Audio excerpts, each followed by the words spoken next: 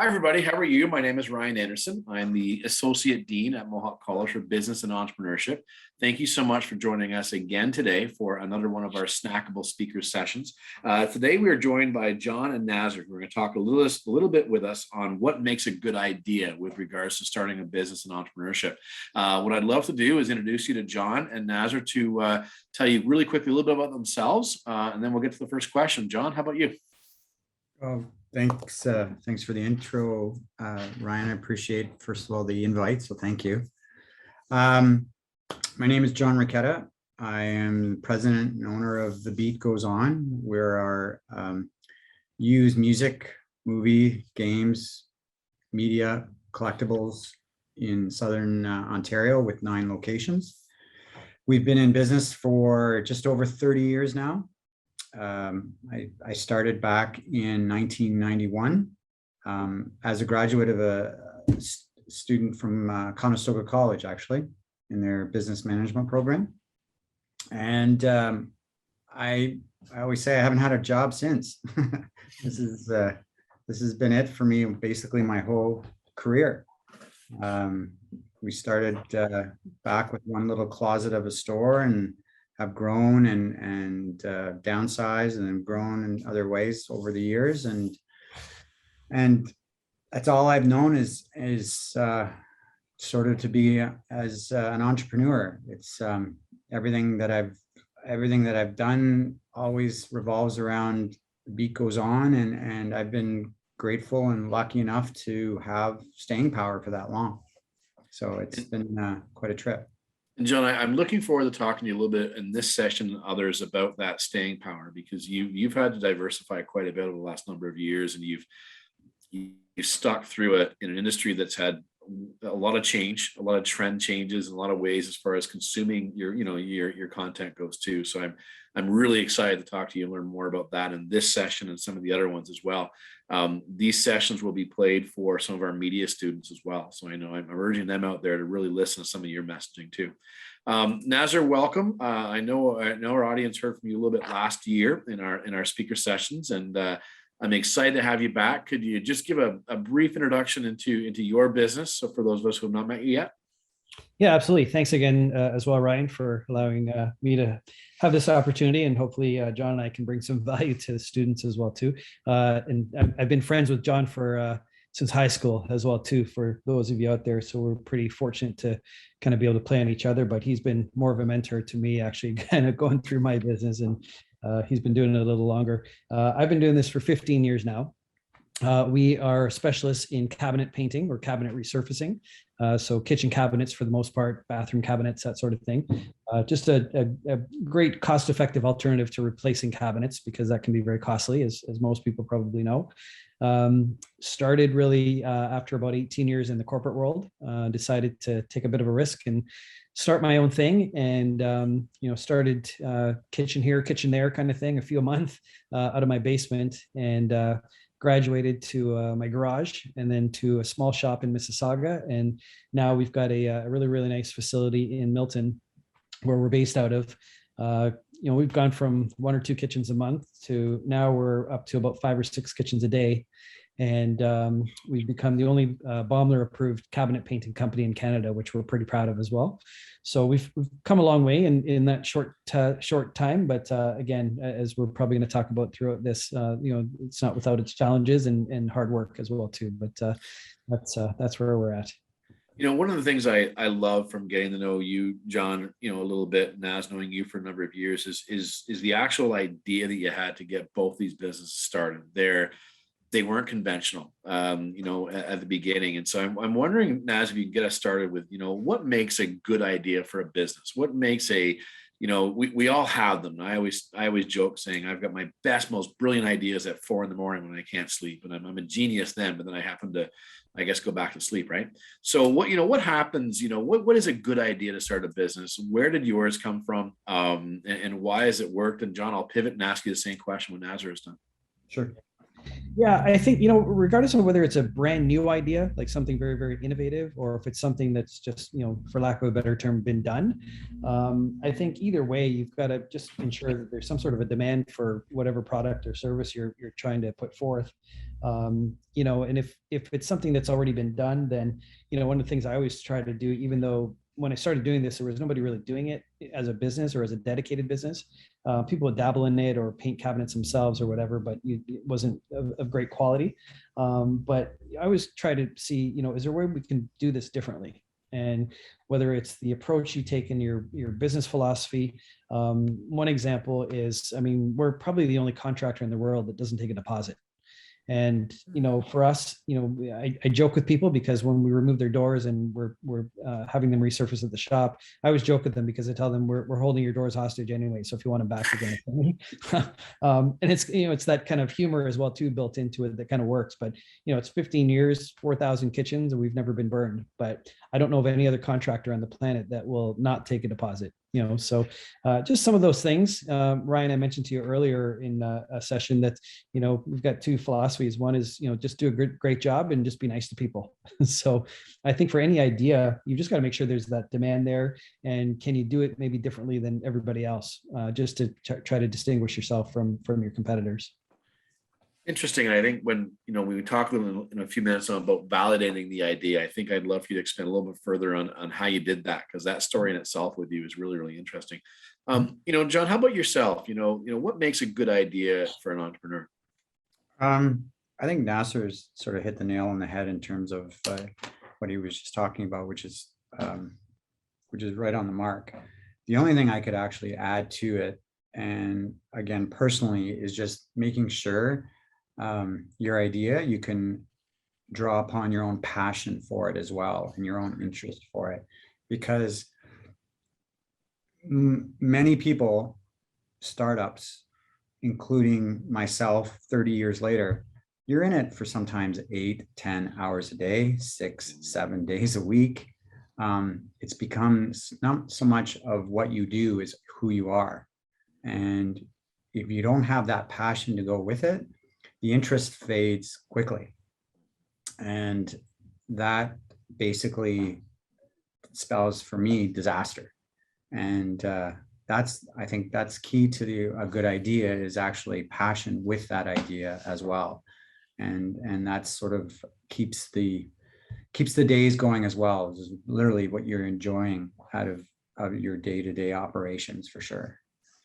It's interesting, as a former entrepreneur myself, you'd sometimes you define yourself by your business. You define yourself by, I've had a good business day. Sometimes it's a better dinner at night and everything else. And you really do live with your business. And I know growing up in a family of entrepreneurs, you'd feel that even with your kids too. Sometimes is that, we've got another mentor of ours named Max Francis, and I asked him the question one day. I said, "Do you want your daughter to get involved in this business?" He's like, hell no, I wouldn't want to put her through this. But yet other ones really do, and so I guess it's got that. It does take on a lifestyle. It really honestly does. So let's talk a little bit, please, about validating your idea. And Nasir, I'll pivot to you on this one, because you had to, didn't you? I mean, you went and took a look at something that really revolutionized your business, and John, with regards to you really did too, in many ways.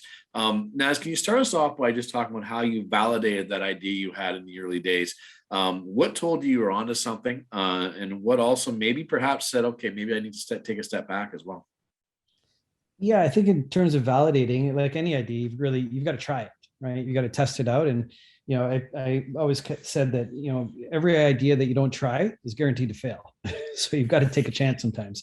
So I think with me, I had that transition, if you will, where I was still in my corporate life, and doing some cabinets on the side. And when I saw that, it can really look great. People are happy with it. They're willing to pay the money. And I had started to create a bit of a market. And, when I saw that happening, that was really an indication. And like I said, it kind of hit home at that Christmas time, about 6-7 months into just dabbling in cabinets, that, okay, there's definitely a market here. And I can do this and actually make money as well at it, because that's kind of important. And, so then I just decided at that point, this is, and kind of to hit back on John's point, it's something that I actually enjoy doing. Not everybody likes to paint. Not everybody likes to, be handy or do odd jobs and fix up things around their home. It's not for everybody, but I enjoy doing it. And I saw just the satisfaction from, that I got from seeing customers after we finished the kitchen and seeing their reaction. They've just, spent a fraction of the cost that they would have to replace their cabinets, but it looked brand new.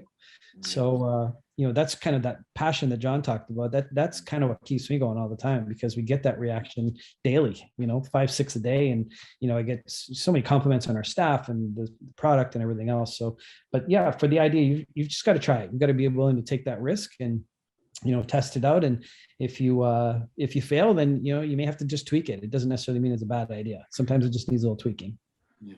I love what you said there. You don't know that it's going to be a good or a bad one if you don't try it. And we all know that the biggest, most incredible characteristic an entrepreneur probably needs is the fact that they're okay to fail, and knowing that that's part of the process and that's part of the experiment, if you will. John, the word is yours when it comes to, validating your idea. You've had to do it a few times, haven't you? How have you done it, and what steps did you take? And at what point did you either say this works or I have to abandon this? I basically came up with the process and the concept that we're doing now out of sheer necessity. When we first opened day one, we were actually a new music retailer. So we carried new product, new cassettes, new CDs, new albums. Back then, there were all 3 formats. And I sucked at it. I was really bad. Competition moved in quickly. The HMVs came into the Canadian market. Future Shop came into the Canadian market with music, Costco, everybody kind of piled on quickly. And I went from like 0 to negative quickly. And I basically wasn't surviving. I was losing money hand over fist, month after month. And I stumbled upon in Toronto, I threw my brother into a store on the weekends just so I could figure out what else I could do. And then I used to go to Toronto down Queen Street, and there used to be a ton of record stores down in Toronto, right on that strip on Queen West. And they had used sections in part of their store. And I would ask them, like, how does that work? And how's that doing for you? And a lot of them say, oh, it's all right. It pays some of the bills, yada, yada. And I'm like, you know what? I have nothing to lose here. So I went into my brother's bedroom and I stole 10 CDs from his bedroom, and I put them on the counter in a little flip tray. And I said, okay, there's my used section. And those 10 CDs, when people would come in, they're like, oh, these are for sale. And I said, yes. And they're like, how much? And I didn't even know how to value them. So I'm like, oh, $10. And they're like, that's great. And I would sell a couple, and someone would come in saying, hey, if I give you 2 of my products, my CDs, trade you for that one, will you do a swap with me? And I'm like, sure. Well, eventually 10 grew to 20, and 20 grew to 40, and 40 grew to 100, and it just kept expanding. And eventually 50% of the store was used and 50% was new. But the 50% that was used was generating 80% of my sales. And I'm like, there's something going on here. And it was, again, we stumbled upon a niche market. And that's basically how the Beat Goes On to this day. The true concept of it came about as out of necessity. And if I would have stuck to my guns with the old concept, I wouldn't be here today. I would be elsewhere doing something else. I'm not sure what, but it was just cabinets probably. I'd be working in cabinets. Exactly. Well, I'll tell you, John, full disclosure, and I've told you this before, I'm an absolute music junkie, and my resume for when I retire is ready to give to you, because my knowledge of your stores was me thinking, well, I'd love to work there on the weekends because right. I'm just such a music person. So I've got a few years left, I'd like to hope, but I will be reaching out to you when I'm finished, because it's the one by our house. I go in there with my kids sometimes, to show them CDs because they're teenagers now, right? But also to really go and say, I mean, this is, it's a great place to actually try out bands you weren't sure about, to buy, spend $20 on a CD at that time. You'd spend 5 or 6 and different things. So the concept, I know, as being a consumer, was one that was really, really good. So let's close off this session, gentlemen, please, by, what's the one tip that you would give to our audience there today, about that good idea? What's that one thing you'd say in developing the idea? Nasir, I'll go to you, because you've done this before. Then John can think about it for a second. Yeah, for sure. So yeah, I think in terms of the idea, I think you've got to, like I said, just be willing to try it out, and you've got to have. I always say fear motivates me, because I have this fear of failure. I just don't want to fail. And John actually hit a great word when he used the word necessity. And back when I started doing this, my fear of failure was combined with the necessity that I had to feed my kids. So I was going to find a way to make this work. And like I said, I've told you before, Ryan, like you've got to work for it more than you hope for it. And you've got to be willing to put that time in and nurture that idea, and don't be afraid to fail. And you got to take the risk, right? And you've got to be able to accept the worst case scenario and take that. And again, if you have to tweak it or go a different direction, like John did, I mean, that's great story there where he had to adapt. That's the best advice I can give, is just got to stick at it, keep going. I love the notion there is I had to be successful because I had people looking at, I had to look after. And sometimes it can be as simple as nuts and bolts as that. Is you're wearing other people's needs on your back sometimes. And as much as we want this to be glorified and dreaming, I think sometimes entrepreneurship is. I mean, people watch Shark Tank and they watch Dragon's Den and they see this Hollywood sort of side of this. There literally is the nuts and bolts of going and saying, we can talk about validating, we can talk about great ideas, but I can talk about feeding my kids. And sometimes that's that's the best, most incredible way you have to, as far as getting started goes. John, last word to you. What's that one thing you would tell our audience about that idea and actually getting started? Just don't confuse your idea with an actual business as well. For instance, if I'm a great cook and I love cooking, I love spending time in the kitchen. I love cooking different meals for my family. I love doing that, but I would never in my life open a restaurant, because those are two different things.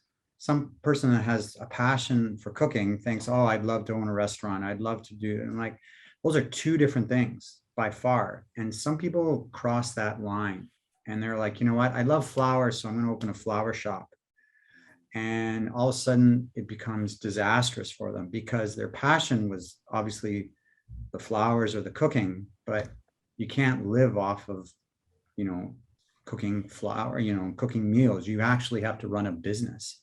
And a lot of times that business takes away from your passion. And there's so many guys that I know that's like, you know what, I'm going to open a restaurant and it's going to be the great away we go. And all of a sudden disaster happens because their passion and their knowledge was in the kitchen. But there's a whole other side to the business that's even as important. And that's literally, like you call it, the nuts and bolts, whether it be, the service, the accounting aspect of it, marketing aspect of it, all of that is part of the business. And that tends to sink people quickly, because they thought that because they were a good chef, I should open a restaurant. And I've seen that time and time and time again, and said, you know what, a business is actually so many aspects versus just one of their love or their like of a certain cooking aspect. Again, using that example. And that becomes hard to sort of teach somebody, because they're like, no, I got it. That's the easy part. Being a good cook is the hard part. So I've seen that many times. John, I'll sum this up, and Nasir, we've talked about this in the past. Sometimes entrepreneurs, they get involved in a business because they love what that business is. If you're a music person, John, for example, having the acumen and the training to actually run a business is much different. And we see this a lot with regards to some of our skilled trades classes, where they're phenomenal mechanics, they're phenomenal painters. And I know from my past life in auto collision, we had some phenomenal store owners that were great at painting, but they didn't know how to run a business. And that's really where you have to surround yourself with education or people for the areas that you're not that expert in. So that's really when I think a business becomes, when a passion becomes a business. And I think you make a very good point there to as an entrepreneur to understand where you're not the expert and to get help or learn. And I think that's a great way of putting it up. So Nasir, John, thank you very much for sitting with us on this session. I know you're have been good enough to volunteer to sit with us on another one as well. So I appreciate both of your time, and thanks everyone for tuning in today. And we'll talk to everybody soon. Thanks a lot, John, Nasir. Thanks, Ryan. Ryan. Appreciate it. Take care.